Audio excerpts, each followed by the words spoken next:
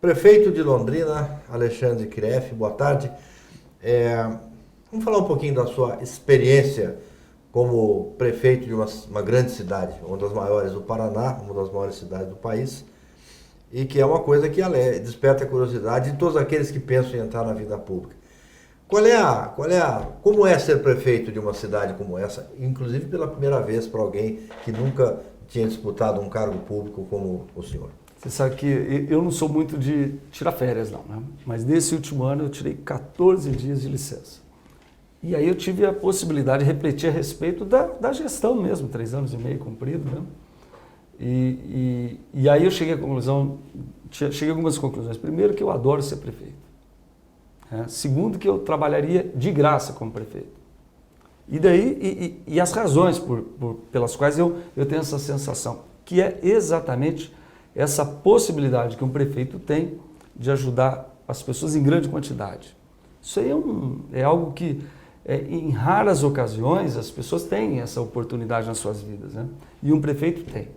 Quando você dá uma acertada, né, você toma uma medida que realmente é modificadora da realidade da sua comunidade, da tua cidade, e aquelas em especial que promovem melhorias no futuro, isso aí é sensacional. Então, eu recomendo, né? Eu recomendo às pessoas que invistam, né, na participação da vida pública, porque isso por si só já faz valer a pena. Tem a parte chata, lógico, né?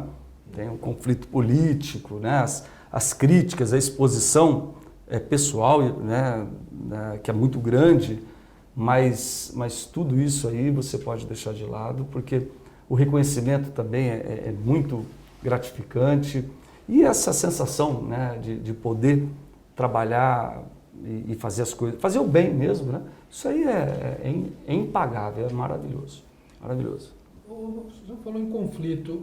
Me lembrei que o senhor participou da campanha sem alianças. Foi sim, sozinho. Sim, foi chapa pura. E chegou à prefeitura, se não me engano, com apenas um vereador na Câmara. Nenhum vereador. Nenhum vereador.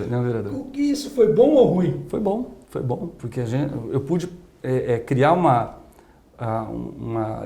sugestão de relacionamento com a Câmara baseado naquilo que a população aprovou, ou seja, independência mesmo e até um distanciamento daquele tipo de alianças e coligações viciadas e comprometidas com cessão de cargos e assim por diante. Isso ficou claro no processo eleitoral.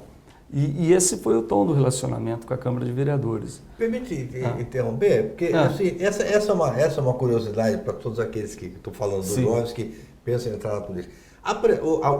Os vícios da política, os costumes da política brasileira, por exemplo, vereadores e tal, são de fazer pressão por cargos, por assistencialismo de todo tipo e tal. E quando o gestor é mais duro em relação a isso, costuma haver boicote. Como é que você conseguiu superar isso? Eu fui muito claro, né, desde o começo. No próprio período de transição, eu coloquei que o nosso relacionamento seria pautado pelo mérito das matérias que iríamos debater na Câmara. E foi assim que transcorreu ao longo dos 4 anos, dos 3 anos e meio, né? Realmente as matérias que eu propus à Câmara eram matérias de interesse da cidade e elas foram aprovadas 100%. 100% das matérias foram aprovadas. Com muito debate, eu não me lembro de um projeto de lei que eu tenha mandado à Câmara que voltou ou que foi aprovado exatamente como eu mandei. Deu muito trabalho, né, para discutir as propostas de aprimoramento e realmente exigiu muito. Não teve nenhuma matéria naquele estilo rolo compressor, né, que tenha sido aprovada sem uma ampla e democrática discussão. Só que funcionou. Não fui chantageado, para falar um português bem claro, né, por nenhum grupo de vereadores ou algum vereador. Não recebi propostas não republicanas, né, vinculando apoio à cessão de cargos ou qualquer tipo de questão dessa natureza, até porque jamais abri espaço para isso também. Sempre foi muito claro que a nossa gestão seria dessa maneira. E como tivemos o apoio, né, a aprovação da gestão em níveis razoáveis durante todo o mandato, isso suportava essa minha posição mais firme, né? ou dura e intransigente em relação a esse tipo de coisa que, olha, vamos falar a verdade, a população não aceita, ninguém, assim, no seu íntimo concorda, então por que praticar? Não dá, se é contra, não aplica. E daí enfrenta os desafios, e os desafios que apareceram foram enfrentados e superados com tranquilidade. No caso, um dos seus maiores desafios foi a corrupção que existia na cidade e na própria prefeitura. Exato. Que tipo de atitude, o que foi necessário fazer para superar este problema que era bastante sério lá? A primeira, a composição da equipe de governo, né? Que ela foi montada em função da capacidade de trabalho e absolutamente de forma independente. Não houve nenhum tipo de influência de quem quer que seja para montar a equipe. Eu fui buscar profissionais capacitados e também junto aos clubes de serviço, à sociedade civil organizada, para encontrar nomes que pudessem realmente gerenciar a prefeitura com qualidade. Então, vamos lá. Meu secretário de Gestão Pública é um policial federal aposentado, especializado em investigação em licitações fraudulentas, que inclusive trabalhou com o Moro. Então, é uma pessoa que já começa bem, né? Você já começa por aí, colocando as coisas no seu caminho. Nós tínhamos uma quantidade imensa de contratos emergenciais sendo renovados de 6 em 6 meses ao longo de muito tempo, e nós fomos muito duros na busca pela superação dessa condição, realmente estabelecendo os processos licitatórios até que eles se concluíssem, ao ponto de que, por exemplo, a questão da coleta de lixo em Londrina, em determinado momento, nós municipalizamos o serviço. Nós alugamos caminhões, fizemos um acordo com os sindicatos dos trabalhadores até que a licitação fosse concluída. Então, foram medidas dessa natureza. Enfrentamos, por exemplo, a questão da vigilância privada. A nossa Guarda Municipal encampou serviços para que essas questões fossem superadas. Então, teve que exigiu realmente ações contundentes, muita firmeza, mas os processos licitatórios caminharam, eles foram concluídos enfim, hoje nós conseguimos nos livrar, que é o principal ponto da corrupção, né? É nesse ambiente aí de licitações emergenciais, processos que se renovam de forma pouco transparente e sem a ampla disputa que um processo licitatório deve conter, né? Os administradores municipais no Brasil têm reclamado muito, às vezes, obviamente sem razão, da atuação do Ministério Público. Uhum. Falam até de excessos e muita fiscalização, o risco que o administrador público tem de acabar sendo processado, depois acabar gastando o dinheiro que tem para se defender disso. Como foi a sua relação com o Ministério Público da cidade? Como é que foi o desenvolver dessa questão? O Ministério Público de Londrina é muito forte, é muito rigoroso, mas nem por isso nós tivemos problemas de relacionamento, não. Evidentemente que em algumas ocasiões o Ministério Público procurou, fez seus apontamentos, nós fizemos esclarecimentos e quando tivemos recomendações administrativas que apontassem para alguma falha nossa, nós retrocedemos sem problema nenhum. Então, eu realmente não tenho do que me queixar do Ministério Público lá de Londrina, em que pese a contundência com que atua. Ele realmente é muito firme, muito duro, mas, agora, por outro lado, é importante também que todos saibam que a gestão pública é uma operação que tem seus riscos, né? O gestor público, em função da legislação, ele está exposto a riscos, a falhas que são reais.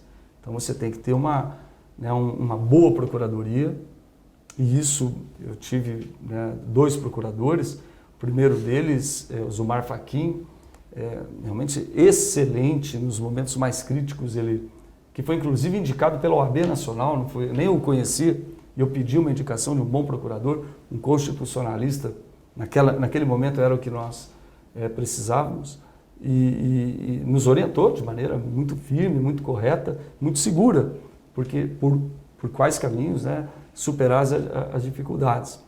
E na sequência, um segundo procurador, o Paulo Vale, indicado pelo próprio Zumar Fachin, que nos deu esse apoio e essa orientação adequada. Agora, lembrando que, às vezes, você tem que amargar dissabores para poder cumprir com a legislação. Vou dar um exemplo. Em determinado momento, eu tive que fechar o restaurante popular da cidade, porque o processo, a contratação continha irregularidades.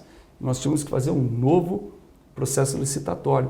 É claro que isso aí é um prato cheio para a oposição, para quem queira desqualificar uma gestão e evidentemente, cria uma dificuldade para a população.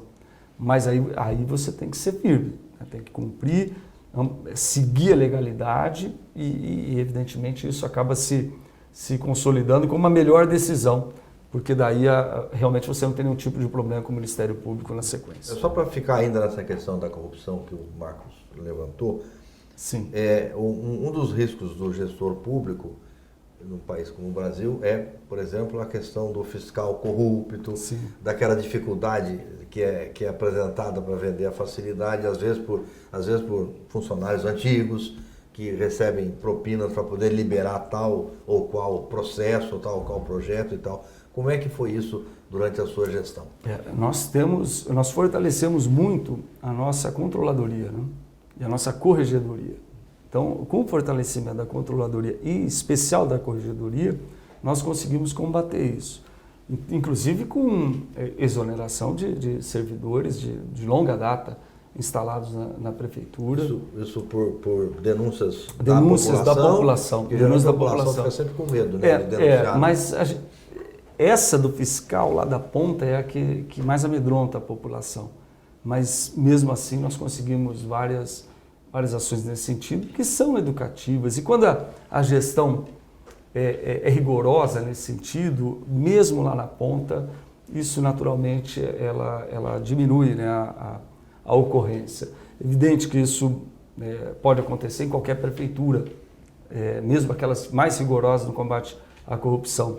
Mas a controladoria forte, uma ouvidoria que nós inclusive implantamos, que seja uma porta de entrada segura para a população, e a corregedoria atuante, esse conjunto de ações consegue prevenir e diminuir muito que isso ocorra, né?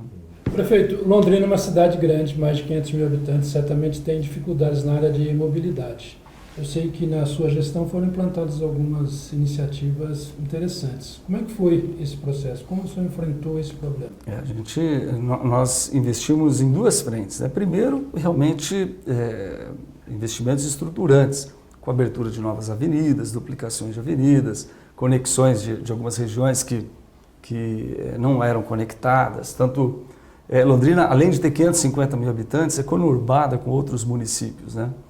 E essas conexões, elas precisavam ser aprimoradas. E nós fizemos isso tanto no sentido leste, quanto no sentido oeste de Londrina. E, por outro lado, investimos também no transporte coletivo, né, com um programa que nós chamamos de Superbus, que envolve investimentos na ordem de 174 milhões de reais, e modificando realmente a forma como o transporte coletivo funciona na nossa cidade, com canaletas, né, exclusivas, com estações de embarque rápido e outras melhorias. Como uma das reivindicações clássicas, né, da mobilidade urbana é o passe livre. E isso nós conseguimos universalizar na nossa cidade, né, o passe livre estudantil. Inicialmente o ensino fundamental, depois avançamos para o ensino médio e posteriormente o ensino superior e também a pós-graduação. Também criamos a tarifa verde, que é uma tarifa mais barata, um valor reduzido, para que as pessoas saiam do horário do pico. Aquelas que têm possibilidade de usar o transporte coletivo fora do horário do pico sejam estimuladas a fazê-lo, diminuindo a exigência, né, de capital imobilizado para transportar a mesma quantidade de pessoas. Também a linha Centro Livre, que é uma Circle Line central, onde as pessoas não precisam pagar, elas se dirigem ao centro da cidade através do transporte coletivo e lá, independentemente de integração ou não, elas têm acesso, podem subir e descer quantas vezes quiserem, sem nenhum tipo de custo, dando mobilidade daquele anel central da cidade de Londrina. Eu sempre digo para as pessoas o seguinte, olha, desconfie de candidatos que nunca foram vereadores, nunca tiveram um foco voltado e uma experiência na vida pública, porque podem facilmente quebrar a cara. O seu caso é diferente. Você tinha atividade em entidades privadas, empresariais e de outro tipo, entendeu? E deu certo. Você é o novo que deu certo. Mas o nome novo, ele na verdade, ele só é um nome novo e ele representa tudo que nós não queremos. Vamos dar nome mesmo. Então nós elegemos uma presidenta que nunca tinha exercido um cargo, nunca tinha sido eleita, né? Ela não tinha disputado uma eleição e a experiência dela realmente não havia sido vereadora, né? Não tinha participado do legislativo em esfera estadual ou federal. E ela foi um fracasso, mas ela representava um grupo político e um trabalho político, né, tradicional. Não tinha nada de novo. Não tinha nada de novo, né? Essa é a minha leitura. Então, o novo, ele tem que estar vinculado à inovação e não ao nome. Aí sim, aí você tem chance de superar. E essa inovação, ela faz sentido se aquilo que está estabelecido não é bom. Porque também você pode ter um processo de continuidade, um processo tradicional e de bons resultados. É que na maioria das vezes houve essa inversão. As pessoas se apropriaram do espaço público em benefício próprio, não criando ou trabalhando em benefício da população. Isso foi a tônica no país na última década, nos últimos anos, né? Entendi. As pessoas se apropriaram disso. Entendi. Que é o exemplo mais tradicional de apropriação do cargo público, é quando as pessoas se elegem, reelegem, trielegem, tetraelegem, na hora que você não aguenta mais, apresenta um filho, um sobrinho, um neto. É isso. Transforma o cargo público em algo hereditário, né? Então, não é bem assim, né? Não é bem assim. Eu concordo. É que o estigma sobre a chamada carreira política... Vitalício hereditário, né? Que nem capitania, né? Porque é o seguinte, muitos, para quem nós estamos falando, muitas pessoas podem ficar estimuladas a não entrar, a não disputar um cargo público, não ser candidato a vereador, a deputado e tal, por causa do estigma, porque não quer. Porque é realmente complicado. No entanto, é uma experiência importante. Por exemplo, você acabou de dizer que você conseguiu trabalhar com a Câmara de Vereadores. Sim. Com sucesso, etc. Embora não tivesse um vereador do seu partido, embora não tivesse ninguém. Mas, no geral, não é fácil. As pessoas precisam ter, vamos dizer assim, uma qualidade de saber trabalhar com um legislativo que é legítimo, é da democracia. Lógico, mas tem que ter quem coragem não sabe, também. Como alguns exemplos recentes, acaba... Mas tem que ter coragem. Quando você não concorda com algo, você tem que ter coragem de falar não. Fala, não, esse jogo eu não participo. Fale não. Experimenta. Normalmente dá certo. Não precisa ter medo, porque as pessoas me falavam que era impossível fazer isso. Quantas pessoas... Primeiro me falaram que era impossível vencer as eleições sozinho, com uma chapa pura. Depois, no segundo turno, sem construir uma aliança. Depois que seria impossível administrar sem uma base na Câmara. E tudo isso foi possível. Então, há essa possibilidade, sim. Eu não estou dizendo que essa é a regra geral, mas existe este caminho também. E com relação a não participar da vida pública, pelo amor de Deus, tem que participar mesmo. Né? Se nós não participarmos da vida pública, a tendência abrir espaço para os oportunistas e para as pessoas que fazem tudo aquilo que nós não concordamos. Prefeito Alexandre Quiref, muito obrigado pelo seu depoimento aqui no Espaço Democrático. A sua palavra final. Bom, primeiro, eu que agradeço, né, a oportunidade de conversar sobre política, né, aqui no Espaço Democrático. Não, se eu puder deixar uma mensagem, realmente que seja de incentivo à participação política. Eu tenho certeza absoluta que somente com a participação, né, colocando os nossos próprios pontos de vista, disputando eleições e exercendo mandatos, é que nós vamos poder mudar o país para melhor. Que é isso que a gente tem que fazer. Nossas cidades, nossos estados e o próprio país, ele exige a participação das pessoas que muitas vezes se omitem. né? Muitas vezes se omitem. E essa nossa omissão, ao longo de tanto tempo, às vezes acaba nos custando caro. Então, essa seria a mensagem que eu poderia deixar. Se você tem um sonho, né, de construir uma cidade melhor, um estado melhor e um país melhor, participe, coloque seus pontos de vista, debata, dispute as eleições e, se vencer as eleições, não abra mão daquilo, das suas convicções. Por mais tentador que seja, né, se ceder às conveniências, fique firme às suas convicções, exerça seu mandato com dignidade, com respeito, com honestidade, que com certeza você vai contribuir para construir um mundo mais justo, fraterno, solidário e bom para todos e não para alguns. É isso. Perfeito.